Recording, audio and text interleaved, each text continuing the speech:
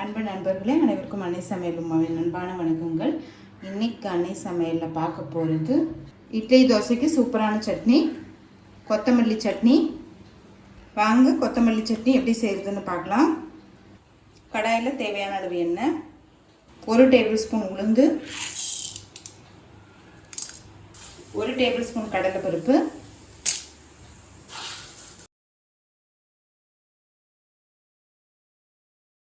5 பச்சை மிளகாய், பச்சை மிளகாய் நீங்கள் காரத்துக்கு தகுந்த மாதிரி போட்டுக்கோங்க. இந்த பச்சை மிளகாய் பார்த்தீங்கன்னா அந்தளவுக்கு காரம் இல்லைங்க, அதனால தான் 5 போடுறேன். 7 சின்ன வெங்காயம்,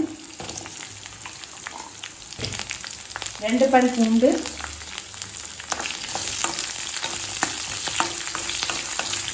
சின்ன வெங்காயத்தை நல்லா பச்சை வாசனை போக வதக்கிக்கலாங்க.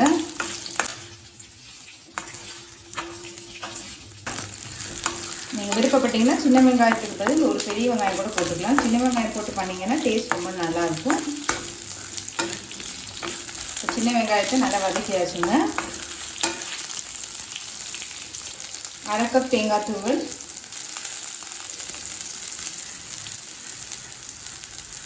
கைப்பிடி அளவு கொத்தமல்லி, கொஞ்சம் புளி, தேவையான அளவு உப்பு. தேங்காயும் கொத்தமல்லியும் வதக்க போகிறது இல்லைங்க, அளவுக்காக தான் காட்டுறேன். கொத்தமல்லியை ரொம்ப வதக்கக்கூடாது, வதக்குனீங்கன்னா கசப்புத்தன்மை வந்துடும். அதனால் பச்சையாகவே அரைச்சிடுங்க. இப்போ அது கொஞ்சம் நேரம் ஆறின பிறகு தேவையான அளவு தண்ணி சேர்த்து மிக்சியில் நைஸாக அரைச்சிக்கலாம். தேவையான அளவு எண்ணெய், 1/2 டீஸ்பூன் கடுகு, கொஞ்சம் உளுந்து, கொஞ்சம் கருவேப்பிலை, 1 காஞ்ச மிளகாய், கொஞ்சம் பெருங்காயம். சட்னியை தாளிச்சுக்கலாம்.